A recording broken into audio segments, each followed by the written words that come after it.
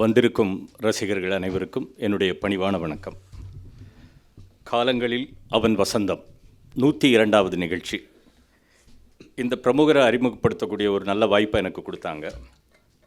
காரைக்குடி நாராயணன் ஐயா, அவரை பற்றி என்ன சொல்கிறது அப்படின்னா, ராஜாஜி அவர்கள் திரைப்படம்க்கு பணியாற்றியது ஒரே ஒரு படம், திக்கற்ற பார்வதின்ற படம். அந்த திக்கற்ற பார்வதிக்கு திரைக்கதை வசனம் எழுதியவர் எங்கள் ஐயா காரைக்குடி நாராயணன். அப்பேற்பட்ட பெருமையை சார்ந்தவர். அதன் பிறகு ராஜாஜி ஐயா எதுவுமே எழுதலை.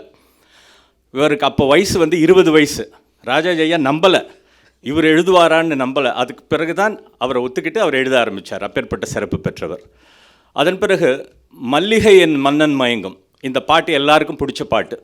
அந்த பாட்டு படம் திருமாங்கல்யம். அந்த திருமாங்கல்யத்துக்கு தீர்க்க சுமங்கலிக்கு திரைக்கதை எழுதுகிறவர் ஐயா. இது அதோட ஒரு சிறப்பு. அந்த பாட்டை பாடினது வாணி ஜெயராம் அம்மா. அந்த வாணி ஜெயராம் அம்மாவை எம்எஸ்விக்கு அறிமுகப்படுத்தி வச்சதே ஐயா தான். அவங்க இன்றைக்கி பாடிக்கிட்டு இருக்காங்கன்னா அதுக்கு காரணமே ஐயா தான். பல படங்கள், அதாவது இவருடைய பெரிய சிறப்பு, இவர் பீம்சிங் ஐயாவிட்ட வேலை பார்த்துருக்காரு. எனக்கும் இவருக்கும் இருக்க ஒரு சின்ன தொடர்பு. என்னுடைய தந்தை கதாசிரியர் பாலமுருகன் அவர்கள் பீம்சிங் ஐயா கிட்ட பாலாடைன்ற படம் திரைக்கதை பண்ணியிருக்காங்க. அந்த பாலாடைக்கு உதவி இயக்குனராக இருந்தவர் நம்ம காரைக்குடி ஐயா அவர்கள். அப்போது அந்த தொடர்பு இருக்குது. பல படங்கள் எழுதியிருக்காரு. உதவி இயக்குனராக 3-4 படங்கள் ஒர்க் பண்ணியிருக்காரு. எத்தனையோ படங்கள் இருக்குது. அது மட்டும் இல்லை, நாடகத்தில் ஒரு 25க்கு மேற்பட்ட நாடகங்கள் எழுதியிருக்காரு. எல்லாமே வெற்றி பெற்ற நாடகங்கள். அதில் மயிலாப்பூர் ஃபைனான்ஸ் கிளப்னோட இது 2 நாடகத்துக்கு சிறந்த நாடகம்ன்ற பரிசு இவருக்கு கிடச்சிருக்கு.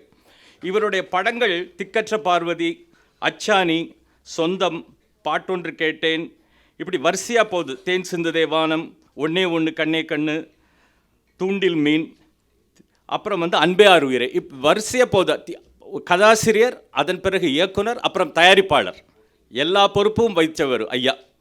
இவரோட மிகப்பெரிய சிறப்பு, நடிகர் இப்போது நம்ம எழுத்தாளர் சங்கத்தில் சாதனையாளர் விருது ஒன்று கொடுத்தாங்க.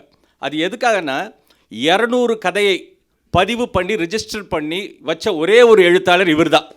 200 கதை. அதில் என்ன ஒரு சிறப்புனா, அது திரைப்படமாக வரும். நான் ஒரு முறை அவரோட வீட்டுக்கு போயிருந்தேன் மரியாதை நிமித்தமாக. அப்போ கேட்டேன், இவ்வளோ கதை பதிவு பண்ணி வச்சுருக்கீங்களே அப்படின்னு. அப்போ அவர் சொன்ன ஒரே ஒரு வார்த்தை, இது வருமா வராதான்றதெல்லாம் எனக்கு அவசியம் இல்லை, என்னுடைய எழுத்து பதிவுக்கு வரணும்னார். எப்போ வீட்டுக்கு போனாலும் எழுதிக்கிட்டே இருப்பாருங்க. அப்படிப்பட்ட ஒரு உயர்ந்த எழுத்தாளர் அவர். 82 வயசுன்றது அவருக்கு வயசு 52. இப்போ நம்ம இங்கே உட்காந்துட்டு இருந்தோம், யார் வந்தாலும் டக்கு டக்குன்னு எந்திரிச்சு நிற்கிறாரு. நமக்கு எந்திரிக்கவே கஷ்டமாக இருக்குது. அப்படி ஒரு பண்பாளர், அப்படி ஒரு உயர்ந்த மனிதர் அவர். எல்லாத்தோட ஒரு சிறப்பு என்னென்னா, எனக்கு உள்ள ஒரு ஆதங்கத்தை இங்கே சொல்லணுங்க. நானும் ஒரு எழுத்தாளராக இருக்கேன், ஒரு 30-35 வருஷமாக. ஆனால் ஆந்திராவில் இருக்கேன். இவர்களெல்லாம் அனுபவம் வாய்ந்தவர்கள். இந்த அனுபவம் வாய்ந்தவர்களை அடுத்த தலைமுறை பயன்படுத்திக்கணும்னு ஆசைப்படுறேங்க. பாராட்டுறது மட்டும் இல்லை, இது இவங்களுக்கெல்லாம் கொண்டு போய் சேர்க்கணும். இந்த கருத்துக்கள்லாம் கொண்டு போய் சேர்க்கணும். முதல்ல இவங்க பெரியவங்க யாருன்றதை தெரிஞ்சுக்கணும். நான் இன்னொரு முறை கூட சொல்லியிருந்தேன், you must know about your father, you will find the kingdom of காட்னு சொல்லியிருந்தேன். அது மாதிரி பெரியவர்களை பற்றி தெரிஞ்சுக்கங்க. அப்புறம் பாராட்டு மட்டுமல்ல, இவர்களுக்கெல்லாம் ஒரு சிறப்பு பண்ணணும். மற்ற எல்லா ப்ரொஃபஷன்லையும் ஒரு சிறந்த டாக்டர் ரொம்ப வருஷம் ஆச்சுன்னா அவர் ஒரு நல்ல டாக்டர், ஒரு இன்ஜினியர்னா நல்ல இன்ஜினியர், எந்த ப்ரொஃபஷனலும். எங்கள் சினிமா துறையில் மட்டும் பல வருஷம் ஆயிடுச்சுன்னா இவர் ஓல்டு ரைட்டர்ன்றாங்க. இவங்கெல்லாம் பழைய எழுத்தாளர்கள், இவங்கெல்லாம் என்ன பண்ண முடியும்? தவிர நாங்கள்லாம் எழுதிக்கிட்டு இருக்கோம். இந்த தலைமுறை நாங்கள்லாம் இவரை கொண்டாடணும்.